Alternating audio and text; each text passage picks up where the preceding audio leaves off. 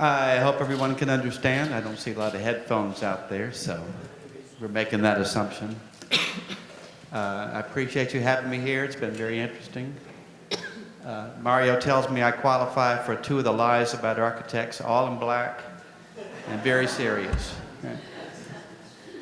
So I will try to take you through. Hopefully it won't be too long here. Appreciate your patience today. This is the end, I guess, of the table presentations. And there are some people I see out there that were with us yesterday, so there's going to be a little bit of redundancy here in some of the things you've seen, so try to bear with me on that. I want to talk about the role of the model, question of representation first, and its relationship to that, make some sort of argument about it. And then talk about how we can sort of generate some of the multi-readings and strategies that I've used and cataloged in my book. So a lot of things are just examples from that. And show some work at the end from Columbia University, the end of the year show that they just had in May here, and see what's going on in schools in the US about this. This is sort of an image from where I first worked when I came out of school for about 5 years, and the kind of iterations we would go through for just one project. These are all the studies to develop a student center, and that was really typical. So I come out of that history of just making, if I can find the button, there we go. So in terms of representation, we don't have this distinction I hear here that maybe in Mexico or other countries too, that you distinguish between the model and the maquette. The model being the explorative process thing, and the maquette being the final representation, right? We use model interchangeably, but we have to talk about whether we're making a presentation model or we're making a process model. So for me, I've divided it up into models that are illustrative, that represent something that already exists, and that whole generic structure of them, determined by something else outside themselves, and generative models, the things that are about actually developing an idea, much as plans do. They're not referring to something else when you first develop them. They actually have their own genetic code that they're informing something else from. So those are the ones I'm really interested in. That's what I'm really talking about. I use this image from a folk artist that's entitled Something That Ain't Been Born Yet, to talk about the process of becoming, something we don't even know what it is yet. And we're trying to see with it in its ambiguity how it's going to come out. And I'm going to argue that these models are actually an architecture themselves, these process models. They're not necessarily representation. They can be thought of to be architecture, and maybe we can talk about what the differences could be and how they actually answer to that. The same thing can happen in digital production. I'm not saying physical models only do this. I just have that sort of history of using them because of the immediacy for me. But you see the same difference in the splits. You see renderings here, which typically we see out of digital production, which would be the illustration. And then we see generative work in the computer from Peter Eisman and others. I mean, it can be anybody, but that's where these examples are from. From the City of Culture project there. Early stages. They can be directly apprehended, so I think they can be considered an architecture in that sense. We understand the space, but the difference might be then that we have an issue of scale, because we think of models as something small that represents something big. So now if we examine the idea of scale, it's really a position relative to us if we take it in that respect, right? And if we think about the relativity of the world and where we sit and we try to measure everything by us, there are some examples perhaps that call that into question. This little example is from the movie Men in Black. I don't know if you've seen it or you remember the little monster that was inside, the alien inside the person that ran him, when they opened it up and they said humans think size matters. And then the other slide is actually from Disney World, where they build the main street consciously at 3/4 scale, a smaller scale than the thing they were referring to. So on one side, does that mean that's actually a model? this whole main street, since it's not actually the size they refer to?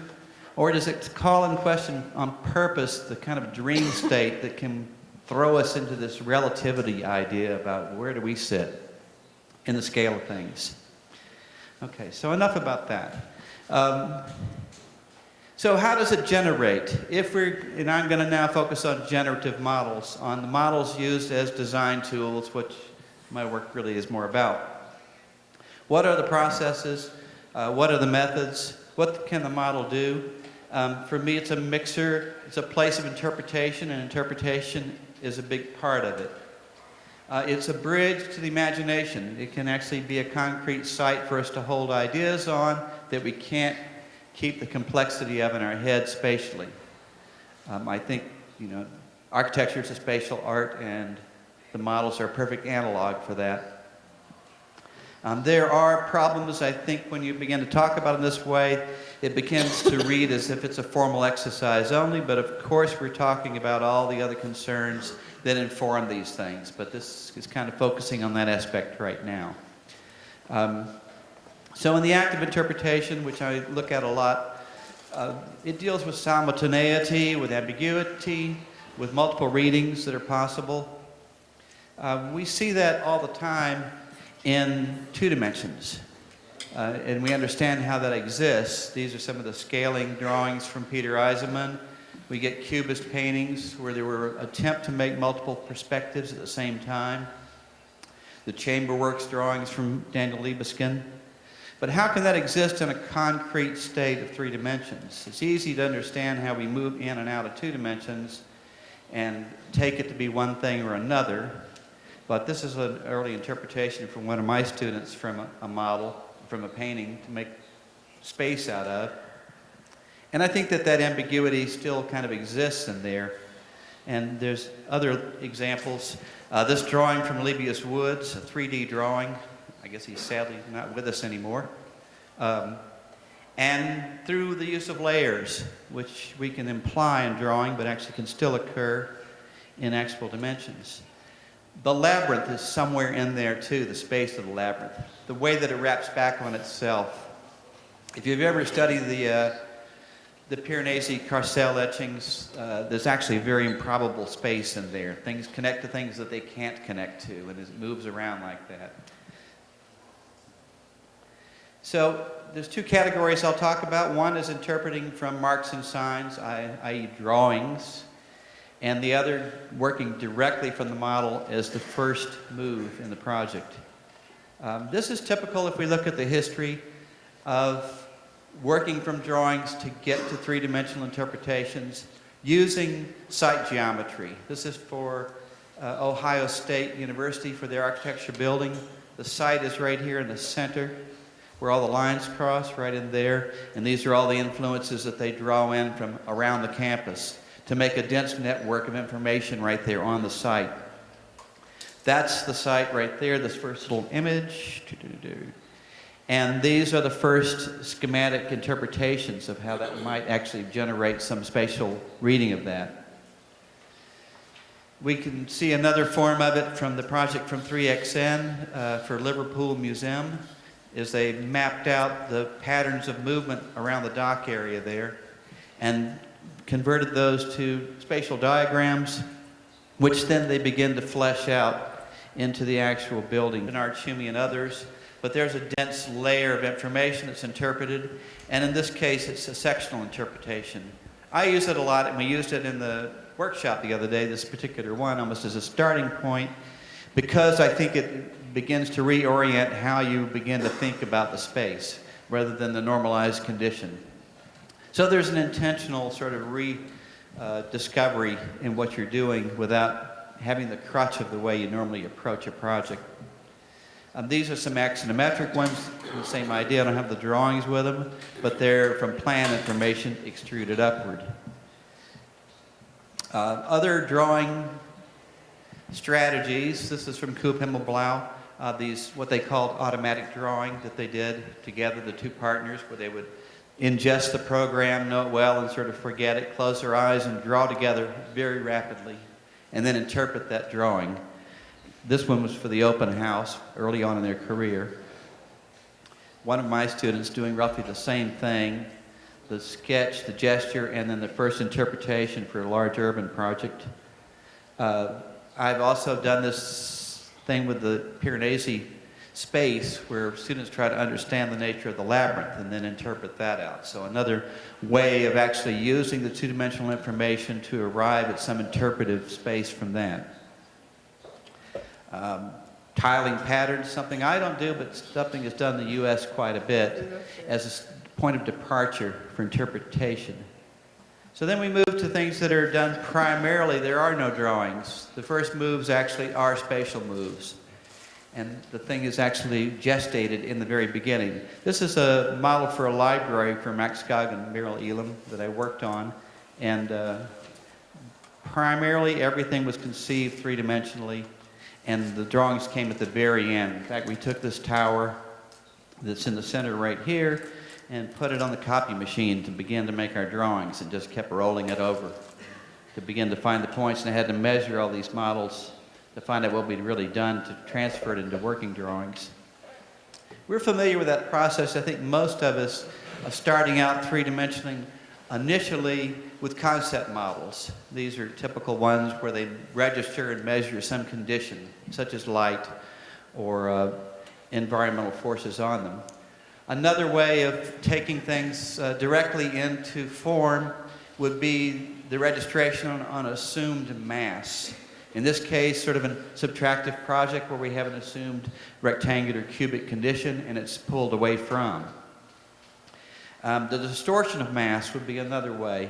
We see that project for Scala that Barkey Ingels did, big architects, is they turn that thing. And if you think they arrived at it quickly, you can see all the study models that they had for that one move right there.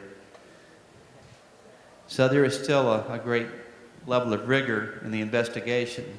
From EMBT architects, Enrique Mirages, Benedetto Talabui, a manipulation of mass, this first form here, then it's cut and manipulated and pushed and pulled to let light in for the Palafolds Library.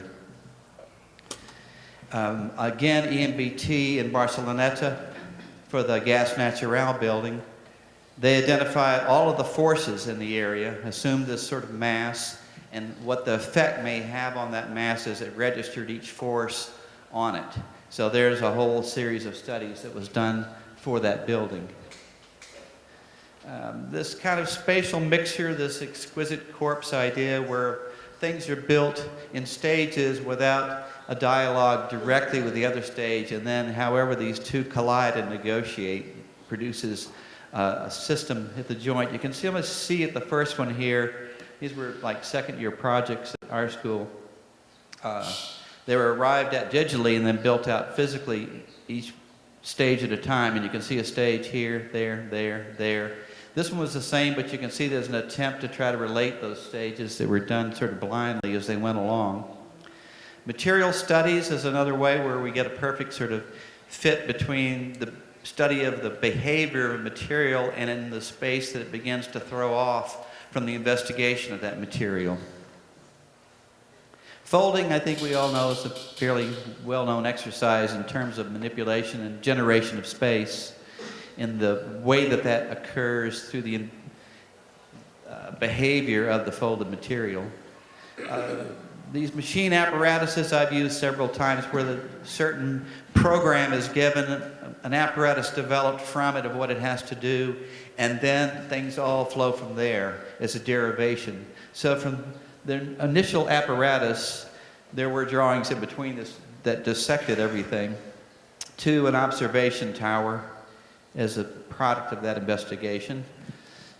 Transformation and change, we looked at transformer toys and the way things can be manipulated, starting out in this case from the typical car to the robot, and how that would translate once we studied all of the moves that are possible as these things unfold and turn into something else, into a way that the architecture could be changed around also. There are issues of authorship in there too, about how you would give somebody the ability to alter their own space with the potential for these things to change.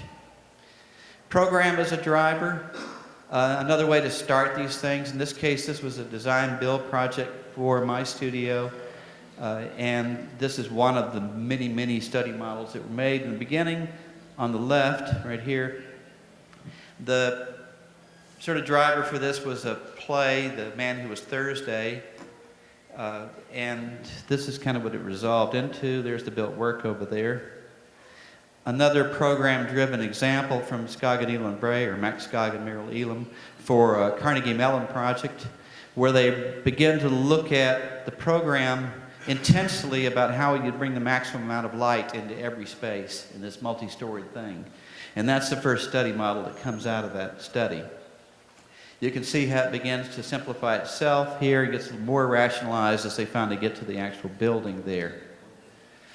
This thing I used to call frame violation, where you had a sort of an existent condition using structure as the ground against which program had to collide and had to negotiate between these two things. Structure as an issue altogether, both from sort of an analog perspective of the ability of the physical model to react with the same kind of forces in the world that we actually face with the building, and the idea that structure can actually drive the language of the whole architecture is a very important component of it. This was a study for like a stadium. I think a pine cone was used initially to study its structural conditions and be the outside framework as well. This one I've used quite a bit, that students begin to develop this first single structural unit that's sort of a designed cantilever unit. Then it's repeated many times. That's not the repeated one of this one, but this one is of that one, to create, in this case, sort of a shed condition for an airport. Scale shift, which is a condition of trying to discover another architecture within the one you first made. The project is designed, an area is identified, say right here, and blown up in scale, and then the same program is actually put into that piece. It's not just a larger detail of this, but it becomes the project, and is taken at the same scale as the original one. So another project is derived off the first one that you couldn't arrive at without going through those stages. In digital world, we can see some of these things happening as well. Coop Himmelblau for the Musée de Confluences Conquerça. The earlier topographical manipulations that were done to arrive at those studies digitally. Kind of hybrid things that go on from Coop Himmelblau as well, where analog models, physical, are still being used, but then there's RP and their rapid prototyping as well. Sort of pure rapid prototyping approaches from Morphosis, but from EMBT for their Shanghai pavilion, you get the case where they develop this pavilion by hand first, and then they put it in the computer, and then they spit out these sections which they made these pieces from. So it's sort of a back and forth dialogue and process in that case.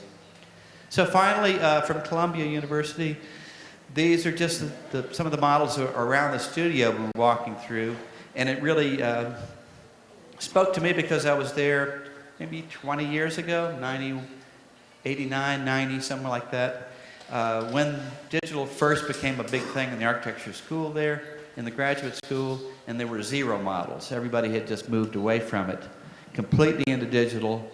Nothing was on the desk, and now you go there, and both are going on at the same time, and it's just covered up with all of these studies that they're going through.